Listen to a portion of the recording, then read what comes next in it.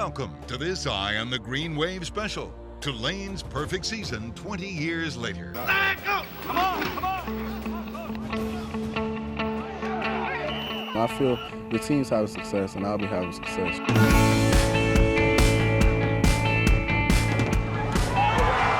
If you got 40, really push it, because he's going to bite on us.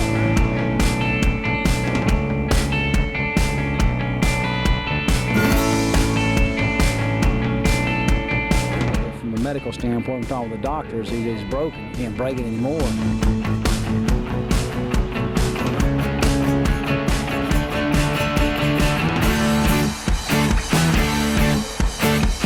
Defensive staff and defensive players won the game. He throws, incomplete, ball game over. Tulane, unbeaten.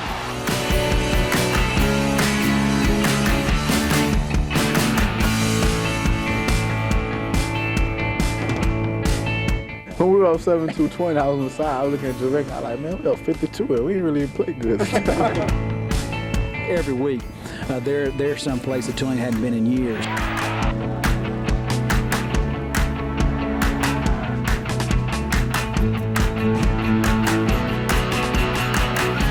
I'd say year and a half and got a chance at the conference championship. Looks pretty good to me. King again, his third touchdown. We refuse to lose. That's the only thing I can say.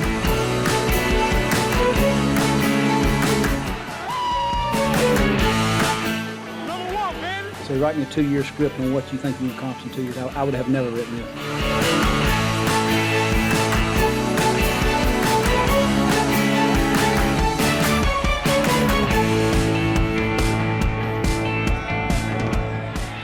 Picked off! This one is officially in the books. They will head back to New Orleans. You are the talk of the country. Perfection in their pockets. You were the talk 3 years ago as to losing his program. Now you have completely reversed it.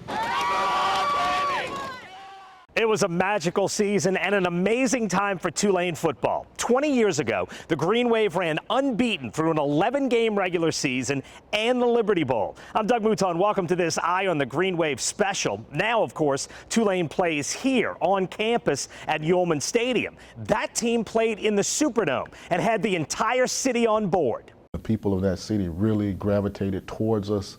You know, it's amazing. I'll go back to New Orleans now and there'll be people that don't have any attachment to Tulane that'll recognize me and say, hey, you know, thank you guys, because that's still a special season, special memory for the citizens of New Orleans, just as much as it is the people attached to Tulane University.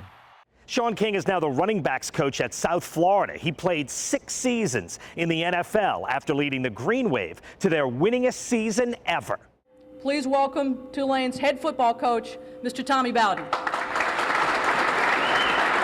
Tommy Bowden arrived at Tulane in 1997. Buddy Tevens didn't have much success on the field, but he had left Bowden some terrific players. 5 of those players were part of the Green Wave team that interviewed Bowden. And I think it was Dennis O'Sullivan, who was a tremendous player here, defensive lineman, he made the statement. He said, Coach, we want to win. We just want somebody to show us how. And that really stuck out in the fact, and they were very hungry. They were very enthusiastic. So I didn't have to do a whole lot to impress them in that first meeting. But I'm sure, you know, you got to stand up there with some confidence and some boldness. And Tommy Bowden never lacked for boldness. How you doing? Fall camp before that 97 season when Coach Bowden came in and he was happy because he says, look, boys, I just talked to Craig. Craig says we had 14 IVs today. That's good. And I said, wait a minute, what are you talking about, Coach? You know, he says, well, I called my daddy at Florida State, and Daddy says he never had more than 10 in a day. So you're working harder than Florida State. That Tulane team won 7 games in '97, and it set the stage. In order to get a lot accomplished in a short amount of time, which we did, you can't work this. Your motor's got to be running at not 10 out of 10. It's got to be running sometimes 11 or 12. And their motors ran full speed from the first day I stepped on campus. So if I had a chance to see them all and be in front, I'd say, thanks. thanks for the ride and for what you did and for taking me with you. If you got 40, really push him, because he going to bite on him. The 98 ride began with an explosion in Game 1 against Cincinnati. 390 offensive yards and 31 points in the first half of a big win. In Week 2, Sean King was brilliant again, 20 of 29, 352 yards in a big win over SMU. And the nation was getting an early look at Rich Rodriguez's innovative new offense. He had a lot to prove, and he thought we were his vehicle to introduce college football to the spread zone read offense that you see now. We were doing some things offensively that were on the cutting edge. Nobody had really married the whole game, a fast-paced, no huddle offense. We're really up tempo. Nobody was really doing that. So we had that surprise effect. Defenses still had not caught up with it. It was several years before they caught up with it. I mean, the 1998 Tulane team with Tommy Bowden as the head coach and Rich Rodriguez as the offensive coordinator brought the spread, zone read, up-tempo, hurry-up offense to college football.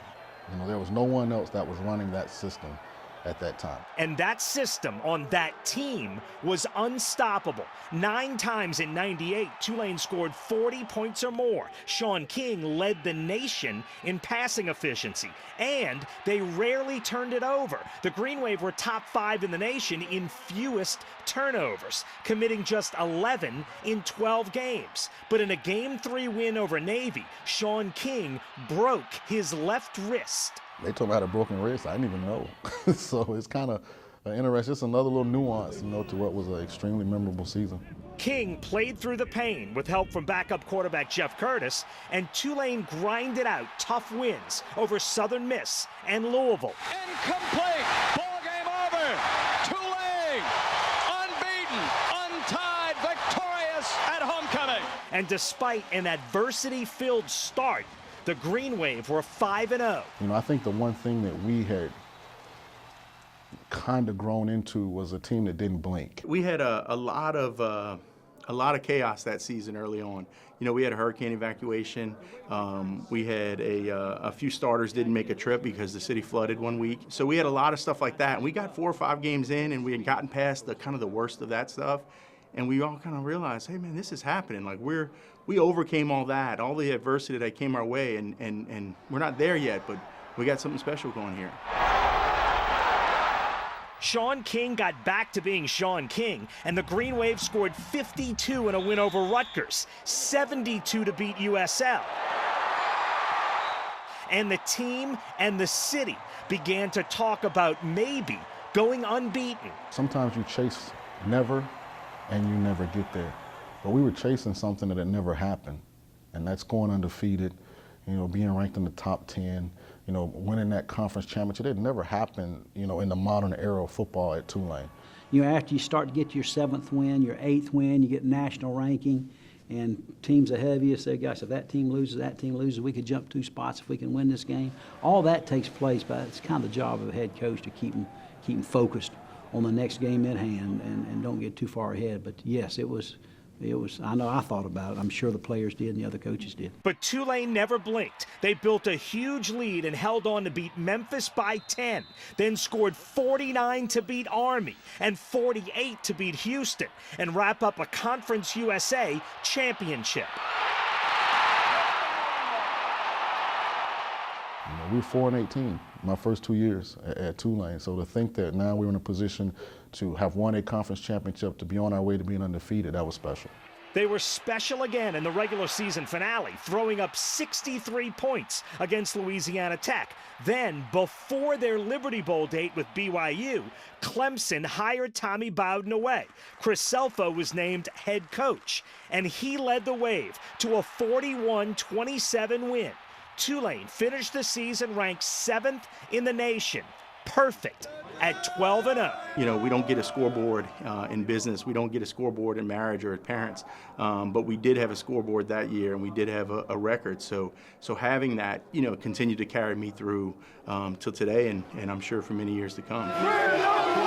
Being a part of it was something that just, I can kind of remember all the moments. I remember all the time, you know, We were so bad, and all of a sudden Lee Corso every Saturday on College game day, we're sitting in a hotel getting ready for a game, and they're talking about Tulane. You know, and then we have the parades and the Al Hurd and all of these things that were going on, USA Today, front page. And I mean, at the time, this was pre-internet, you know, and we were like the talk of the country. You know, it's amazing that all the accomplishments that I've been fortunate enough to be a part of in my life, that 1998 season, you know, those teammates, those young men, that coaching staff, that university, that community, that city of New Orleans, because it was the entire city, that state of Louisiana that rallied around us is still the most significant experience that I've had as it pertains to this game of football. Sean King wound up being a second-round draft pick of the Tampa Bay Bucks. In '98, he finished third in the nation in touchdown passes, behind only Tim Rattay of Louisiana Tech and Drew Brees of Purdue. Do the simple math on that. That's your 5 against my 5. Plus I got a back. Plus now I have a quarterback. Up next, Tulane's backup quarterback explains how that offense worked. We'll look back at the season's biggest scare against Louisville. And later, number 30 making an impact on young players in New Orleans. You're watching Tulane's perfect season 20 years later. Single back, set play action. Good fake by Redmond. October 17th, call it the close game. Tulane-Louisville in the Superdome. The Cardinals' Chris Redmond and the Green Wave's Sean King combined for 750 passing yards.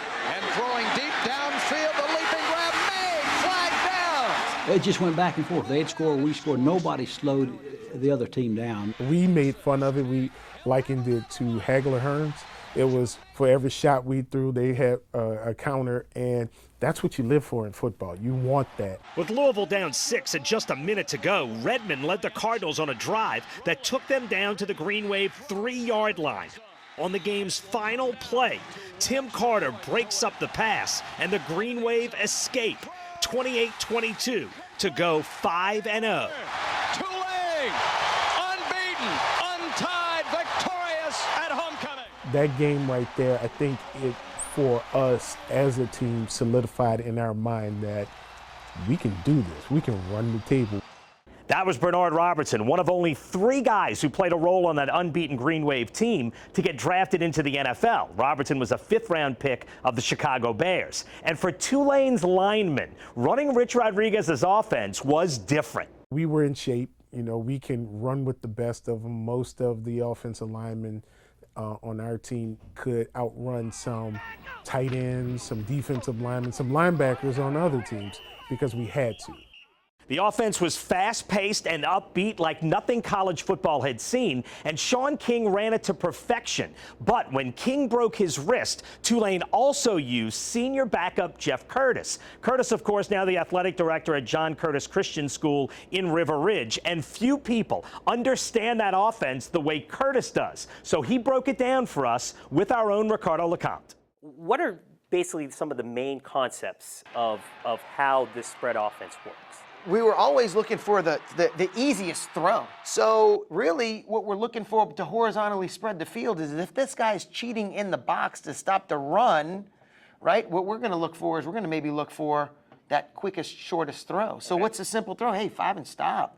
Catch it and throw it. And that was one of the things, they just get rid of it, get it out of your hand. Well, how do you counter that? Well, you gotta change your secondary, right? So we're gonna walk him up, maybe move him over to the field a little bit more, then you maybe walk him out. Well, now where's the throw? Well, it's going to be outside, right? Because now he's the softest cover guy because he's got to be responsible for deep. Okay, so now we're going to go press. We're going to get in your face and jam you and play one safety high. Well, and that's when you start stretching the field vertically. So you stretch the field horizontally to gain the angles to run. Now you take the quick throws, now you get them up, now you go deep. So you guys are running spread, but hurry up, and you guys said you're probably one of the better conditioned teams in the country. Early in '97 when Coach Rod came in, he said, you know, I'm gonna try to feed you, it's like drinking water from a fire hose. I mean, I'm just throwing all this information at you. And it was rough early.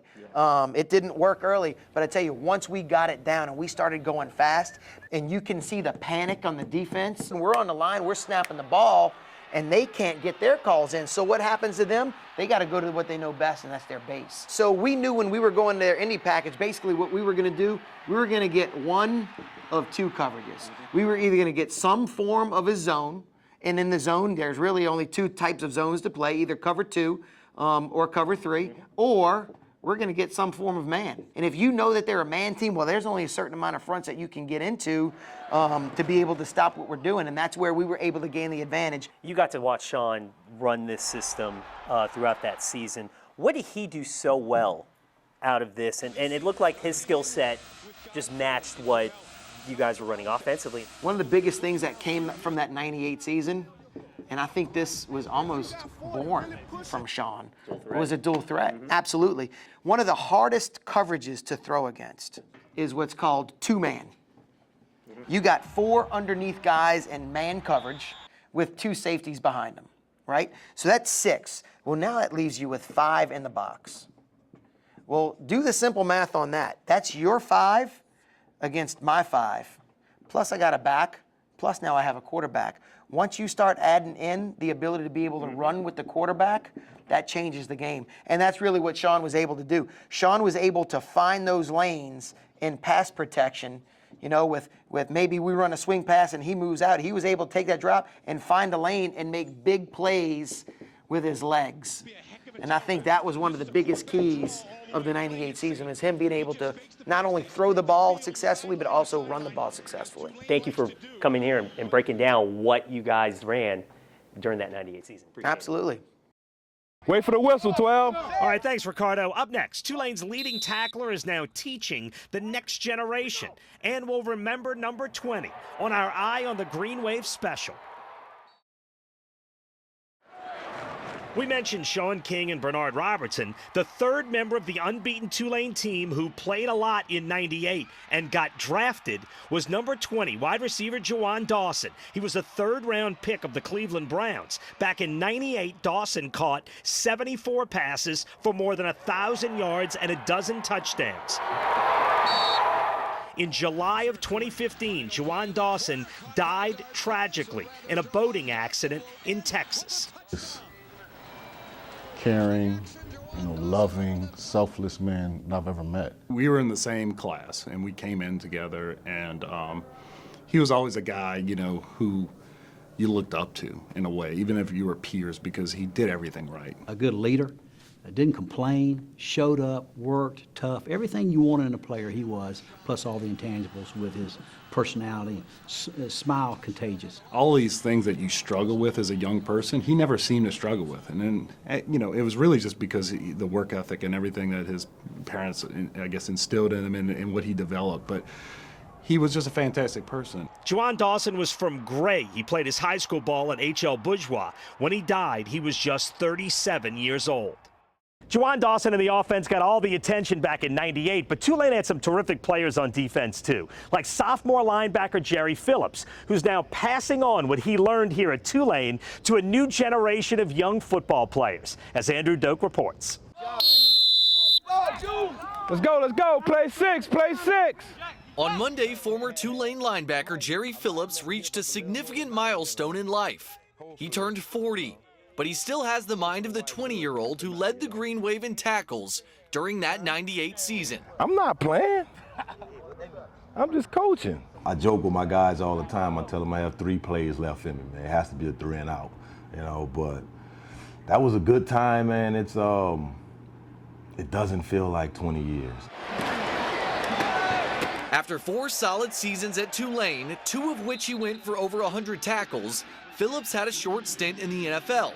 But the reason why we bring up his birthday is because since that time, this day has always been a mix of emotions for Phillips, because it also became the day he saw his NFL dream end. I got cut on my birthday, which is today, so that's kind of bittersweet. Yeah.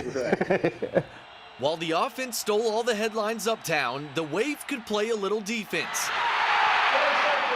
Phillips was described as the heart and soul of that side of the ball for the Green Wave, and he became one of the most solid defensive players in school history, still ranking in the top 10 in career tackles and assisted tackles for Tulane. Right into the teeth of the blitz. Jerry Phillips, the linebacker, smacked him down. There's good stories to tell, I kid with my players all the time about it, and I kid with my son about it all the time, I'm still in the books, I was one of the leading tacklers. I just told him the other day, that 12-0 team we have in our reunion, and I was the leading tackler on that year. Even though things didn't pan out the way Phillips would have hoped for his NFL career, things worked out all right. He's now a fixture in New Orleans. Phillips is entering his 9th season as a football coach and his 3rd as the head coach at Warren Easton, a calling that started for Phillips in 2010. Everything turned out great for me. I think that, I think you're put on this earth to do something, and I think this is what I was put here to do. Wait for the whistle, 12. It's fun. I love coming to work every day. When it becomes a true job, that's when I'll stop doing it. I know that's a cliche, but it's not a job to me, man. I love coming here every day. I love being around my boys. They make me feel like I'm doing the right thing. And at the end of the day, that's what it's about. This is my way of giving back. That's Andrew Doak reporting. Jerry Phillips made a total of 344 tackles in his career at Tulane. That is 10th best in Green Wave history. We're back to wrap up this Eye on the Green Wave special in a minute. It's good to know that we're still young enough to remember some of those plays and things that happened, but at the same time old enough to understand what it was we were able to do, because it was something special. Yes, it was 20 years ago. Thanks for watching our Eye on the Green Wave special. Good night from Tulane.